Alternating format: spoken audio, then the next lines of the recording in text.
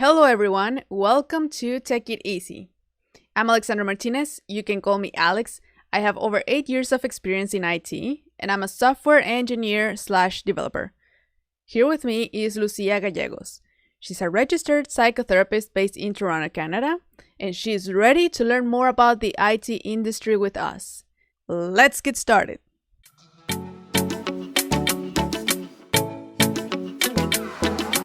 All right. So this thing that I'm gonna tell you, it's been happening to a lot of my friends, and I wanted to get your perspective on that. Um, so not necessarily in IT, like I have friends in different industries and positions, but I've noticed like something that always happens. It's like they feel like they're not good enough with what they're doing, or that like they just got to their position by luck, or like just like by a coincidence or something like that. But it's like they don't really understand what they're worth. And I'm curious to know if that's because of self-esteem issues, or just how they were raised, or maybe it's a cultural thing or anything like that. And I'm sure that you can give me your perspective on that. So I'm gonna tell you one of the stories of these friends. Okay, Um, okay. so yeah, I was talking with this girl, and she's like, "Hey, well, I got a new position. I didn't really get it. More like they asked me to become like a one of the leader of the team, and I'm just wondering. I have to say something by the end of the week, but I'm not sure if I should do it because I don't think like I'm ready for it."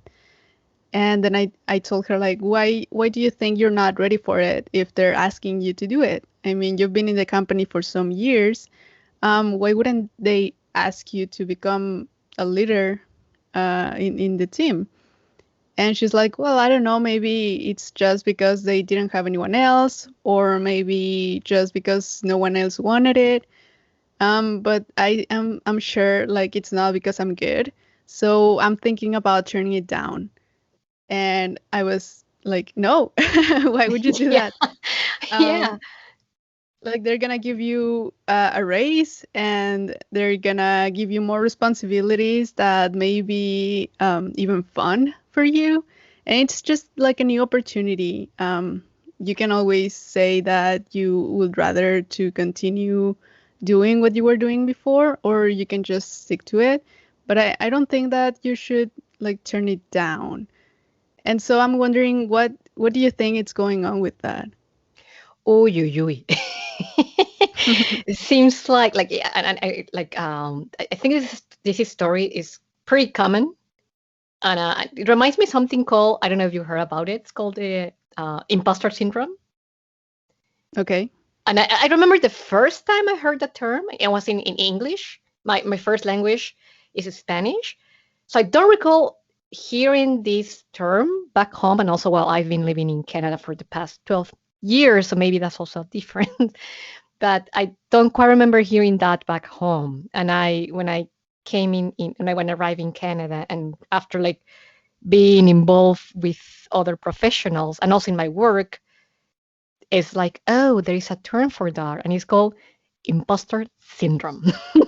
So it sounds a little like that, like it's that a moment where we somehow become our worst judge, and also we somehow do not believe in ourselves. Like in this case, where I'm hearing, and let me know if I understood it right, is like she finds herself like she does not deserve that, or that she has not done enough, or that it's just by luck. Like that's what I kind of understand. And that happens a lot. That's the imposter syndrome talking, probably. That's, like that inner voice that is telling us, no, you're not good enough. No, don't do that. Or no, who's going to believe you? Or no, you did not earn that. It was by luck. Luck, I mean, because, and when you start kind of seeing different, um, let's say, circumstances that had to be moved in order to come or go to that position, you're thinking like, no, that's not luck. I mean, it is you, but we don't see that. Sounds to me like that. But what do you think? I'm wondering, like, do you think that everyone feels like that, or is it just like a few people? I know that I felt like that, but I don't know if everyone feels that. I think probably most of us, and I think it's a natural response to. And when I say natural, I don't want to add any adjective, right? I'm not saying it's good or bad. I'm just kind of saying this is our inner voice telling us no.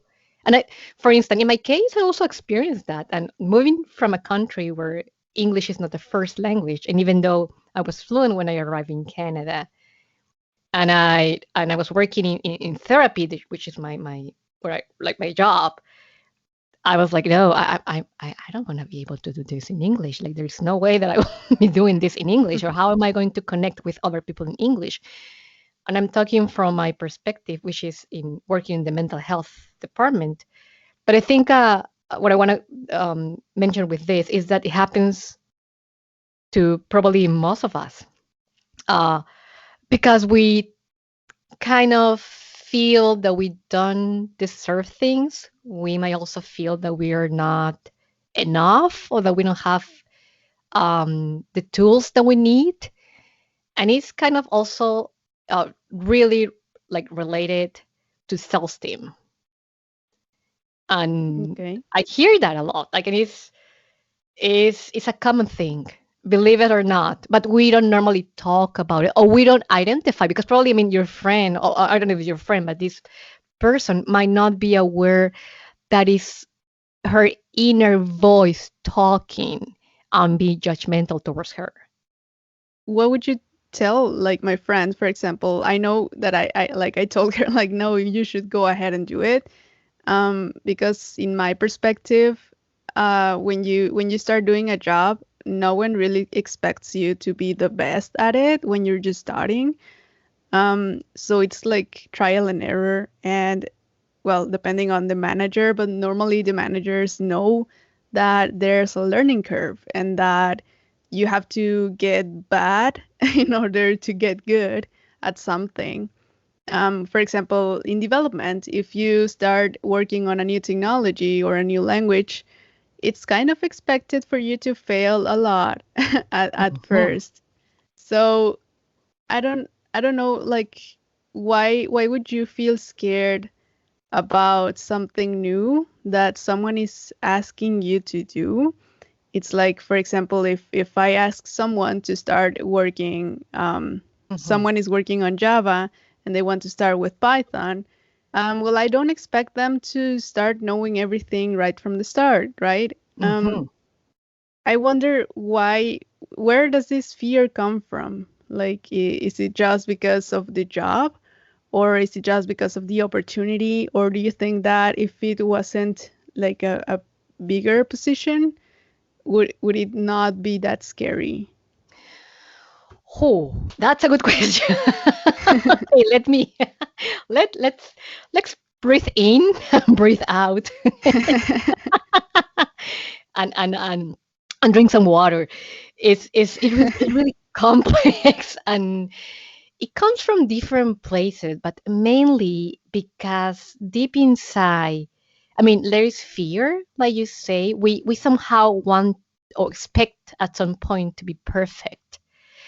The idea of having a room for imperfection terrified us. Most of us, maybe some people are could manage that somehow with other tools. And then the reason about that is probably asking, like, if we can take a moment and ask ourselves, what is it about this action or this learning curve that I'm learning that is terrifying? And probably, and I kind of I'm thinking about working with people. Like, you asked me if it's something that people that comes to the office brings to therapy, and yes, most of the time, yes. And And when I ask, and we kind of go and explore, like, okay, so what is it so fearful? Most of the time, the answer is because other people might think I'm not good enough. And then we could try to kind of go with curiosity and say, okay, who is other people? Like, if you can name at least two people that come to your mind, who that would be. In some cases, it's supervisors. In some cases, it's not even supervisors, colleagues, or in some cases, it's family. So it's something about thinking, I'm so fearful of not feeling this person's expectation. And then, okay, we got somewhere. Then why it is so fearful not to feel those expectations? And we can go and explore deeper, right? But what I'm thinking here, and what we normally find, is fear to be rejected, fear to be imperfect, and if we take a time just to think if everything were perfect, I think that will be scary. I mean, let's just think about it like everything will be perfect, no room for imperfection. That will also be scary because it is through this learning experience that we learn. I don't know if I'm probably losing here some connection. What do you think, Alex? Before I go farther. No, you just got me without words. I don't know what to say. Um, well, what comes to my mind is the the flight or fight response. Yeah, Um, I think that that response is triggered somehow because what I've seen is that whenever people get like a new opportunity or a new thing or a new role or something, the first thing that they do is they panic. yeah. they they sometimes come to me and they're like, hey, I got this opportunity, but I'm gonna turn it down because it's too much and I don't know what to do and like blah blah blah blah blah. And it's like, what? Like, slow down a little bit, what are you talking about? And it's like they're being chased. um so is that also normal? Or just my friends are weird? No, that happens to everyone. And I think that's fear. And fear is tricky. Okay, fear, and I'm thinking about a family member that kind of have a similar experience 3 years ago, where she got promoted to a really good position. And I remember when she delivered the news, she was terrified. I remember seeing, like, her body was so tense. You could see her jaw, like, so tense that I was feeling her pain, and she was in shock. And the question she asked herself constantly, am I able to do that? Do I have the skills to do that? And it took her time to kind of, I don't want to say only to kind of learn the skills, but more about to believe in herself. And I'm also kind of thinking about my own cases, right? Like, I feel so, I mean, I was able to recognize that in her because I was able also to see that in my own experiences as well. When you get a promotion or when you get an opportunity, probably you feel like a dichotomy between, oh, that's a good opportunity, but run away because this is a trigger. This is fight or run away. Uh, and that feel the rush in the body. I do remember like in this case, my family member, she just wanted to run away, and she said, I don't want to have nothing to do with this, right? Like, I don't want to do this. And it's kind of the fear is there. And when I said before that fear is tricky, it's not about that we don't feel fear. It's an emotion that we needed. It comes with evolution. That's why, thanks to fear, we are somehow alive. If you remember the kind of this idea of the run and fight or flight, is because fear is activated and we need to get away from that specific situation. Now, If you fight, so if you flight, if yeah, you run away, it's fear. But if you fight, is that also fear? absolutely, it's fear. It's fear because it's survival. But let's go and explore how to check in fear. Let's say, I mean, you and I were both from Mexico. So let's say that we are walking on any city in Mexico City, midnight, an isolated street.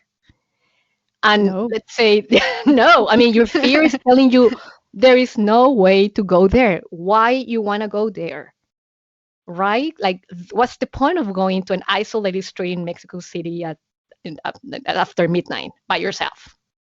That And fear as is a telling woman. you, run. And also, if you see someone who's dangerous, you're gonna either run or fight. Now, let's say, for instance, that maybe public speaking terrifies you. In both cases, walking on an isolated alley and public speaking, our bodies are going to respond the same way. We're going to feel fear. For the body is the same. There is no distinction between one and the other one. For the brain and the body is like, oh, I want to run away. Now, the question is, what is on the other side of fear? In this case, maybe asking ourselves, okay, yes, it's terrifying, but what is on the other side? What is it if I go and face it? Whereas in the first example, walking alone, dark alley, what is on the other side of fear? Unless you're Batman and you want to meet Joker, go for it. That's where Joker is and has some meaning for you. But if not, I mean, you go away. Now, if you kind of identify, okay, is terrifying public speaking or you name it, and however, on the other side of fear is kind of something that it has special meaning. And even maybe on the other side of fear is more fear.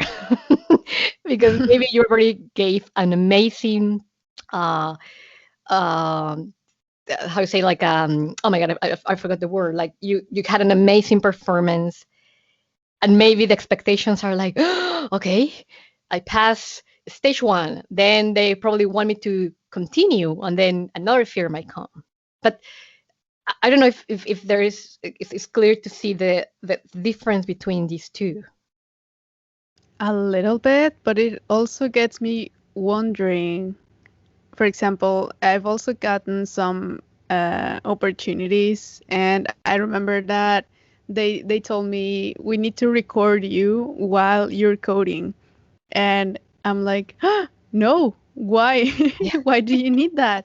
Because I have like a fear of getting recorded, and especially if I'm coding, I don't know why, but um I was about to turn down the opportunity because I didn't want to be recorded.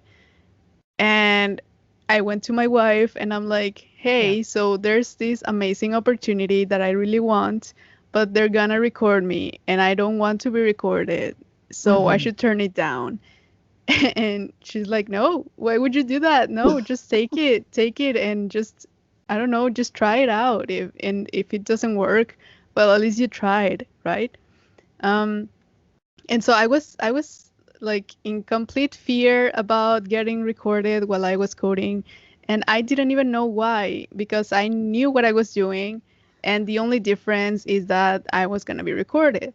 Even if I just did the coding without anyone recording me, it would have been just fine. But because I knew that they were recording me, I got so nervous and I started like shaking and everything. And well, how do you know if you don't want to do it because you don't want to do it, or if it's just the fear that's telling you that you don't want to do it? Yeah, and I think probably here the question is, when, for instance, in this case, when you were experiencing this emotion, is it something that at the end gave you like something meaningful to you? Like in this case, to say like a, okay, yeah, and it's gonna be recorded, but I know that somehow going through it I know I'm safe. Or maybe Hmm. not safe, but it's kind of like there is a meaning. There is something that I know I could somehow, there is something on the other side of that event. Well, yeah, I really wanted it. Yeah, yeah, yeah, It yeah. was it was just that I was gonna be recorded, that my mind was just like, nope, nope, nope, nope. It's not worth it. Just nope. Yeah, yeah. And for instance, like in this case, because probably knowing that you're gonna be recorded, uh, what does being recorded mean?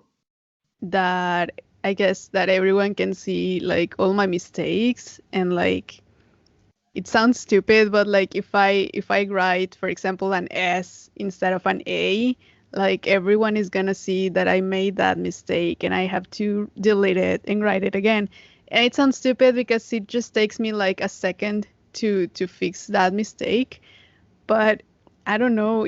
I just feel like everyone is gonna be looking at this recording, and they're gonna see if I made a mistake, or they're gonna see all my process, and everyone's gonna know that I'm a fraud, blah blah blah. Yeah, And I know that I'm not a fraud. I know that yeah, I rock, but still, like the feeling of them seeing me, it was just like so vulnerable that I yeah, didn't want to do it.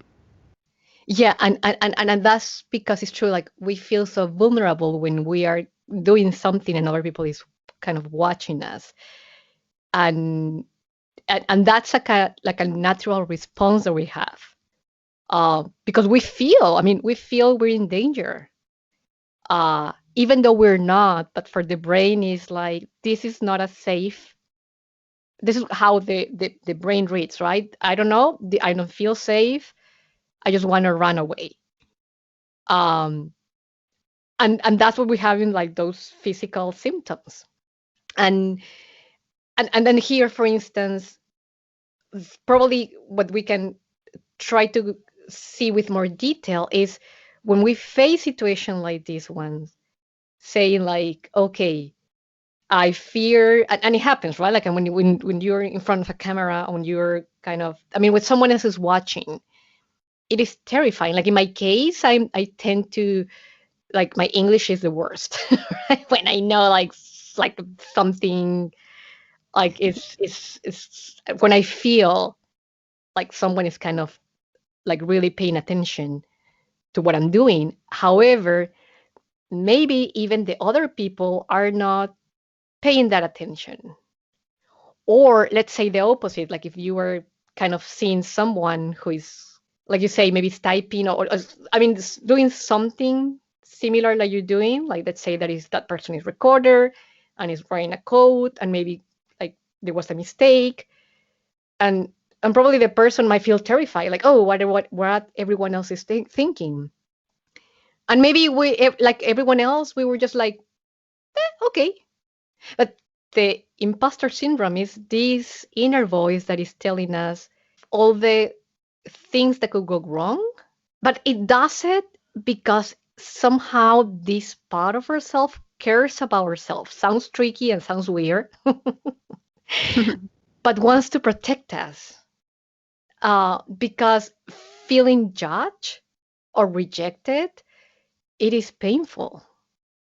And this part, probably imposter syndrome, in order to kind of prevent us, the way to do it is to say, okay, don't do that. No, you're not good enough. It sounds weird, but Mhm. maybe it's the way that this part manages fear. It's kind of like you're in a toxic relationship with yourself.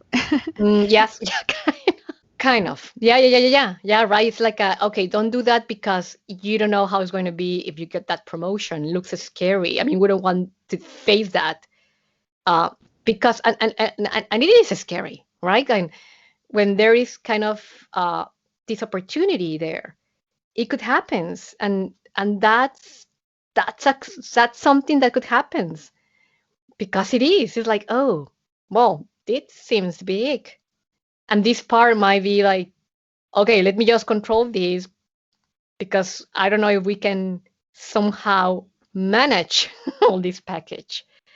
Um, but what happens is that we might not be aware of it. and not being aware of it might also trigger the body instead of saying, oh, probably just to identify, okay, this is scary. This job position, this new opportunity, it is scary, and my body feels it. Um, and I mean, just to name it, but normally we're not aware of it, and we become somehow our worst enemy, right? Would you say that, oh, by the way, your English is beautiful. Thank So you, don't Alex. trust that little voice. Thank you. Thank you, thank you, thank you. All right. So do you think that maybe is it something related to anxiety? Like when you're in a situation, for example, if you have like social anxiety and you can't be in public or you don't want to go to parties or stuff like that because it's just too public for you and you get the social anxiety, right? So would you say that it's something like that or it's something totally different? It could be anxiety as well. It could be different. Um, or it could be different things, like maybe this imposter syndrome. I mean, the imposter syndrome could trigger different emotions. Could be fear, could be anxiety, could be sadness. Um, and it's a way probably like one person might feel or might identify that. Or it could be anxiety kind of isolated, right? And I think it's also important to kind of identify the difference between, for instance, fear and anxiety, because they kind of probably in the body are experienced pretty similar. The difference is the context and also like the length. So, for instance, saying fear is again like we're going probably to this dark and isolated place, and at that specific moment you see someone who's chasing you. That's fear. That's fear. Like there is danger right in front of you. You can see it and it's there. Now, anxiety is all the different catastrophic events that could happen. And just the idea of thinking about them. I mean, it's, you don't see them in front of you now, but that does not mean they are not in our minds. And imposter syndrome, of course, we might feel even both emotions, right? Thinking, let's say, oh, I have to perform in the best way ever. Um, I do remember a situation talking with someone who felt like needed to show the best of his job to this company because otherwise somehow life didn't have any meaning. Huh. Yeah, and I was like, okay, let's like, and then we kind of tried to identify like, okay, how do you mean meaning? And it's kind of what the company meant for him, how there is no room for any mistake. However, when I asked to this person, what's the opposite? Let's say that these people, your colleagues, if they perform like, probably if they have room for like for growth, how do you feel towards them? And he said, no, I mean that's fine. The issue is that I don't want them to see me as someone who cannot perform well, and that's tricky, right? Because you say, okay, I'm okay by other people having room for growth, but I'm not okay with that with myself. So Hmm. that's imposter syndrome. It's like telling us, no, you have to do the best. Other people might think poorly of you. And maybe other people, they don't even, I mean, I probably they go, I mean, after they work, they connect, I don't know, whatever other hobbies, activities outside work. And I don't know if they are thinking about how, like, I mean, at night thinking, oh, this person has to do better. I mean, I don't know. I'm not sure, but I kind of doubt it. unless Yeah. there is a real situation where someone, probably the person is asking you for a one-on-one, and there is more like a feedback. No, I don't know, like from your experience, how's the IT world and the imposter syndrome, Alex? Yeah, I think no one really notices unless you're really, really, really bad. But it almost never comes to that. Like in my 8 years of experience in IT. So yeah, out of the I don't know hundreds of thousands of people that I've met, I think I only remember like one or two or maybe three that were kind of bad, but also like they're not the worst. Like it's fixable. Like whatever they were missing, they could fix it.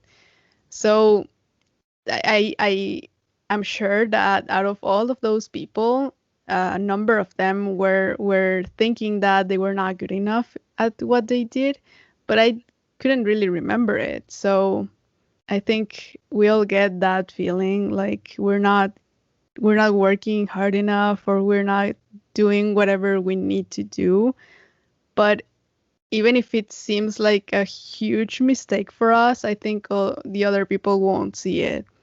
For example, this recording that I did, I remember that right after the recording, I was counting all of the mistakes that I did while I was recording, and I started like I don't know, getting a panic attack or something like, oh no, I made so many mistakes and it's all recorded and it's gonna be awful and no one's gonna want to see it and they're gonna see it and they're gonna make fun of me, blah blah blah. But in reality, once the video came out, I watched it and I could see all of the mistakes that I did, and I was thinking, oh no, it's awful. Now everyone knows that I don't know anything. And after it was over, everyone was like congratulating me about the video and everything that was amazing and that they learned a lot. And I was so confused. Like, was it really nice? Like, I just saw everything that went wrong.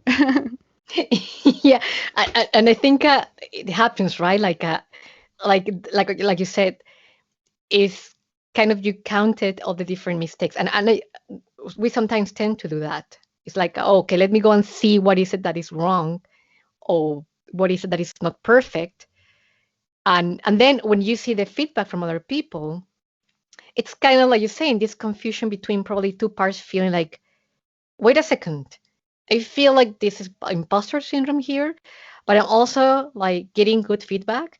So that could be really confusing. What's like, okay, like, but why do I still feel this way? And even though people are telling me, or like you say, right, once you see the whole product, your perspective is different. But that still is confusing. And it is kind of also overwhelming and draining. Right? Like, okay, like, and having that to polarize parts, it's difficult. And also, like you say, right, you identify other colleagues that they also kind of make mistakes. And I mean, there are different type of mistakes, right? Like there are some mistakes that, yeah, you need to kind of take some actions. But mostly, like you say, there's this learning curve and we're constantly learning. So it's part of the process, but still we feel somehow overwhelmed by that experience. Yeah, And that triggers emotions for sure. I guess. Well, if some of these friends that I mentioned at the beginning were working with me or for me or whatever, I would really want to tell them how amazing they are and how they're doing everything right, Mhm. or mostly everything right. So I would like to just take a moment to tell someone that's hearing me right now, if you felt like this before and you felt like you're not good enough or what you're doing is not the best that you can do or someone else can do it better than you, well, just stop it. Like it's Hmm.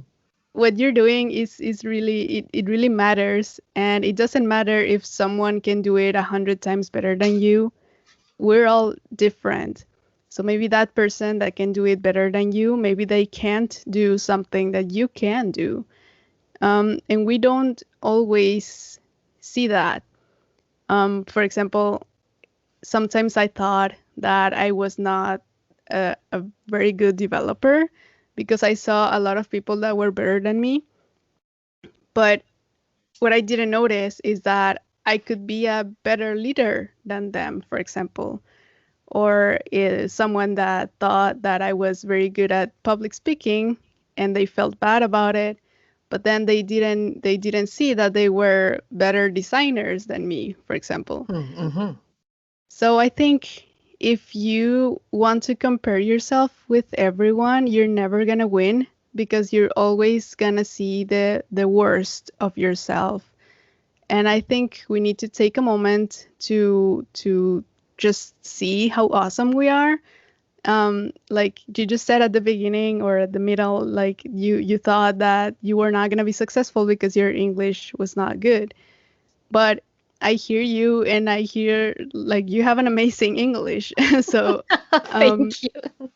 so I don't know like if I'm sure that if anyone that's listening to us would come to me and tell me this is everything that I think is wrong with me, I'm sure that I could find a lot of more things that are amazing about them. So maybe we can look at this from like a friend's perspective. So if you look at yourself, you're going to see everything that's wrong about you. But if you look at someone that you love, like a friend or your partner or a son or a daughter or even your pets, you're going to see everything that's right with them. And you're not even going to see the little things that may not be so good about them. So maybe we can start treating us like our best friends or something like that.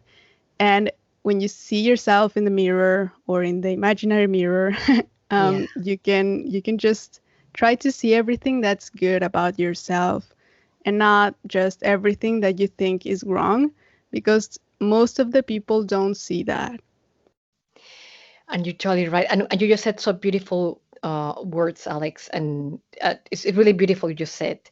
Um, to sounds like, to also bring and show kindness towards ourselves and compassion, and to know that there is, I mean, we it's not the fact about the things, I mean, we do not define ourselves depending on the things that we achieve.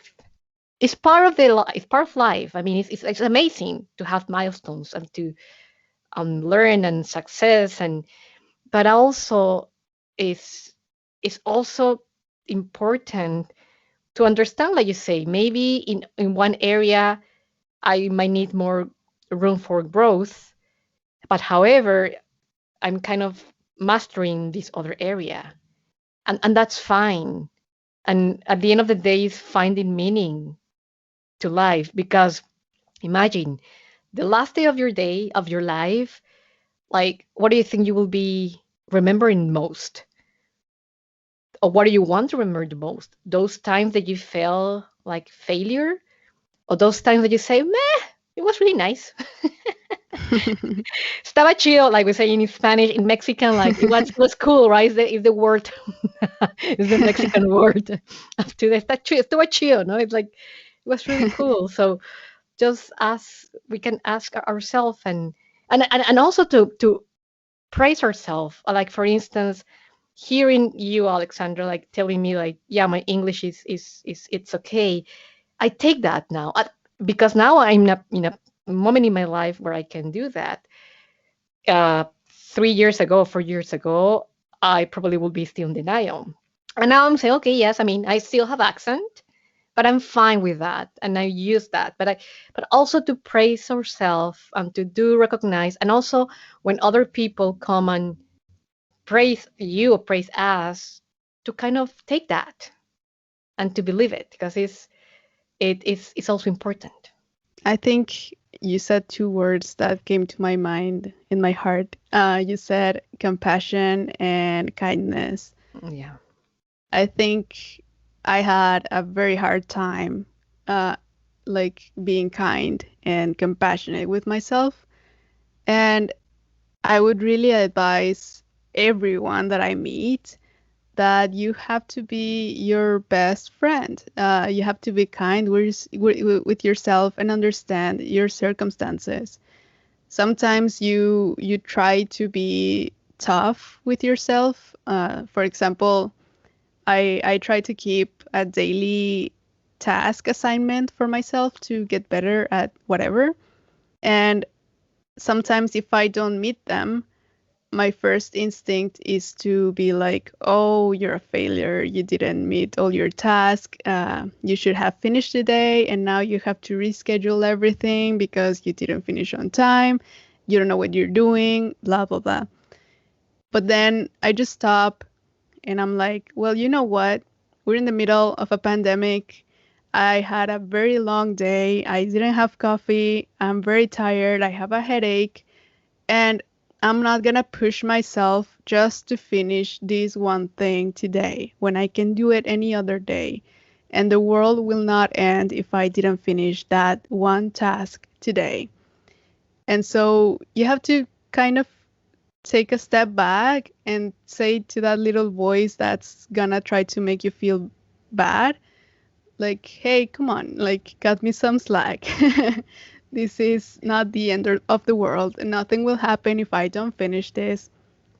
Or even in IT, we were talking the last episode about how some managers or some clients can kind of bully you and try to manipulate you into um, taking some more extra hours to finish something. And the world is not going to end and no one is going to die if you don't deliver that one task that they wanted you to deliver today. And I think we need to understand that we come first and we are the only ones that are there to save us in the end of the day. Of course, we can have like friends and family and everything, but it's not the same. If you feel horrible with yourself and you're horrible with yourself, you're gonna feel horrible the whole time. No, it doesn't matter how many people love you, you're still gonna feel bad about yourself. So I think we have to step back from that awful voice and tell the voice like, no, I'm not gonna listen to you, and I'm actually a very awesome person, and I'm the best person that I can be today, and I just need to rest today, and that's also okay. Um, what has happened to me a lot of times now that I'm creating content, some people come to me for advice or to create their own content or stuff like that, and then I tell them like my suggestions and they want to start creating content like blog posts or videos or something, but they don't actually get to it. And then they feel awful and they start like apologizing to me, like if they needed to give me something. But I always tell them like, oh no, I mean that's fine. If you don't have the time to create any content, well, that's okay. You don't have any time. If you really want to do it, then well, you can make some time, but if you can't or you don't want to or it's not your priority right now, that's also okay. And I come again to the pandemic situation. We're in a pandemic, people. Yeah, it's true. Nothing is normal. So if you don't want to do anything during the pandemic, that's fine. Like, you don't have to be the best just because other people are doing a lot of stuff. It doesn't matter that you have to do it too. For me, for example, I work so much better if I'm working from home. So that's why I had the time and the mood to start doing some stuff while I was working from home because I'm very introverted and I don't like to go out. Mhm. um, but a lot of people are not like that, and a lot of people really miss going to the office, and they miss, I don't know, looking at people, speaking with people, going to events, stuff like that, and they feel depressed or they feel sad or they feel bad. And that's also okay. If you feel sad during the pandemic and you haven't done anything, that's okay. It's like a rest. You need a rest because you're feeling bad. So I can't say this enough because I've said it to so many people. Um, you are perfect just the way you are, and you don't have to change just because other people are changing. And that's it. That's so beautiful, Alex. That's so beautiful and inspiring, and it's true. You are, we are just perfect, and kind of keep that in mind and in the heart also as well. And that's beautiful what you just said. It's so inspiring. So I'm pretty sure that, and hopeful like people who are kind of listening to your words feel identify and decide to say, okay, it's okay. Kind of like, and you say we're in the middle of a pandemic, so uh, that itself is already challenging. So definitely, yeah, compassion and kindness. All right. So, any last words that you want to say?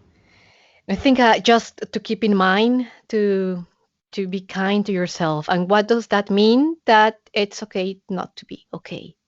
Just to recognize that and maybe to practice a kindness activity every day. Take care of yourself because no one is going to take care, look after you the way we do it with ourselves. It's our responsibility and it's also a right. And let us know if how's that imposter syndrome and how you're doing with that.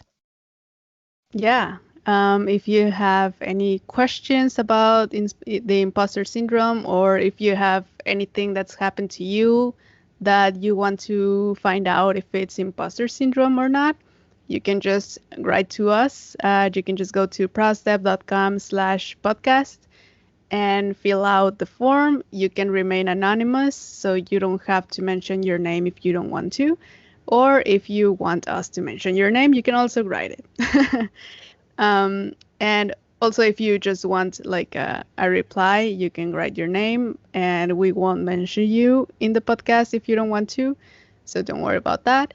Just go to prostab.com/podcast and fill out the form and let us know if you want us to discuss something, or if something has happened to you, or if you have horror stories that you want to tell us.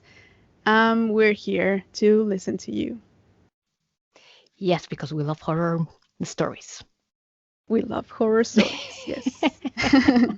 And also good stories. All kind of stories. All kind of stories that yeah. We're waiting for those horror stories.